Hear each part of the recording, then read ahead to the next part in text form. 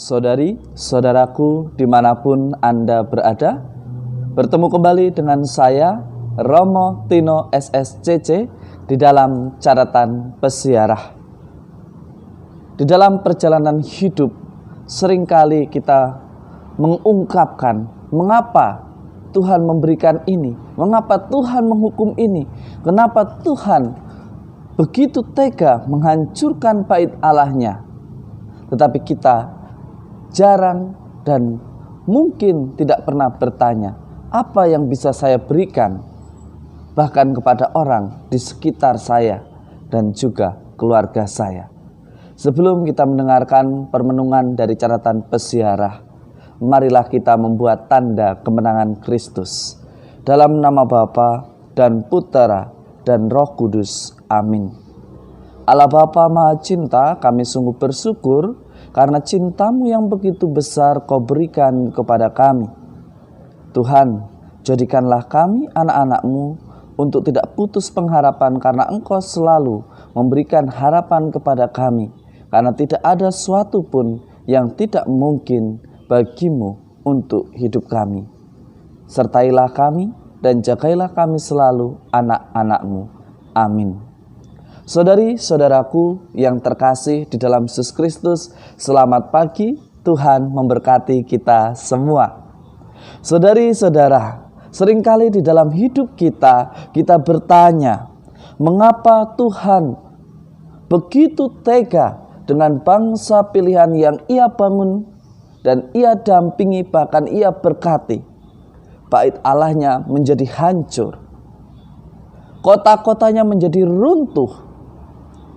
Kitab Ratapan mau mengajak kita menjadi sadar, meskipun kita adalah bangsa pilihan, meskipun kita adalah orang-orang yang dipilih, meskipun kita orang-orang yang dipanggil, tetapi ketika kita tidak pernah mau bertanya apa yang bisa kita lakukan, atau melakukan apa yang bisa kita berikan dan kita bisa kerjakan, seringkali kita malah justru bertanya, mana yang gereja berikan? Mana yang Tuhan berikan? Belum memberi, tetapi kita seringkali lebih sering menuntut apa yang menjadi kebutuhan kita.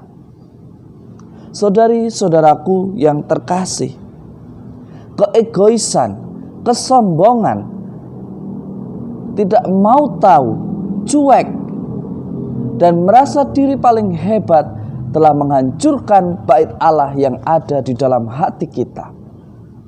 Mari kita belajar untuk mengurangi menyalahkan orang lain, mengkritisi tanpa suatu alasan yang berbobot, mengevaluasi secara objektif, bukan karena kecemburuan atau tersakiti. Saudari-saudaraku yang terkasih, hari ini kita memiliki model atau teladan yang bisa kita ikuti.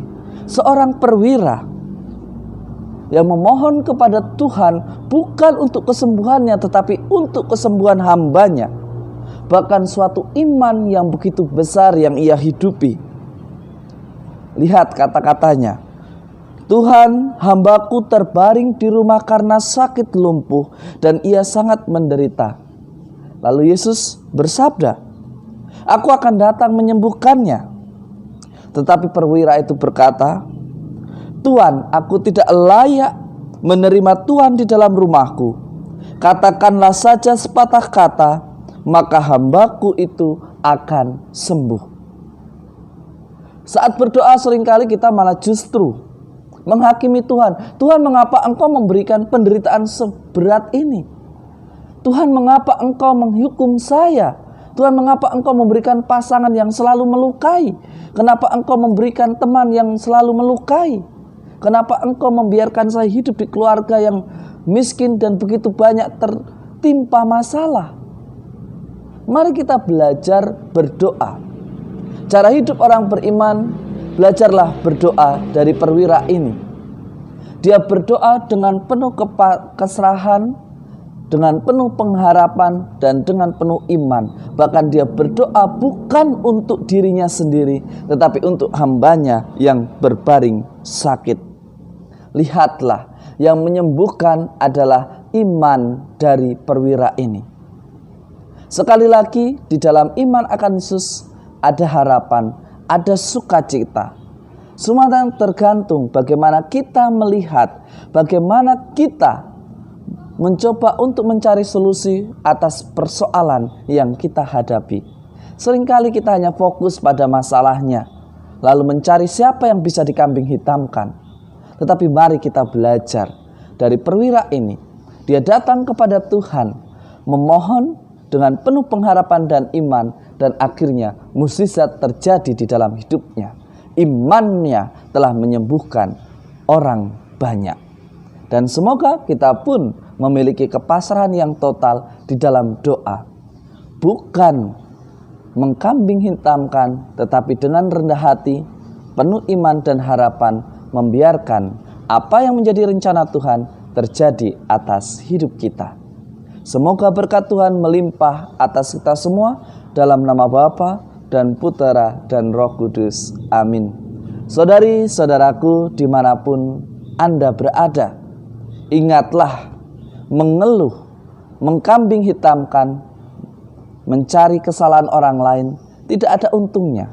Mari kita belajar untuk terus berpasrah, memberikan diri, dan mencari apa yang bisa kita lakukan untuk gereja, untuk sesama, dan untuk keluarga kita. Jangan takut untuk memulai sesuatu yang baik meskipun harus dikritisi.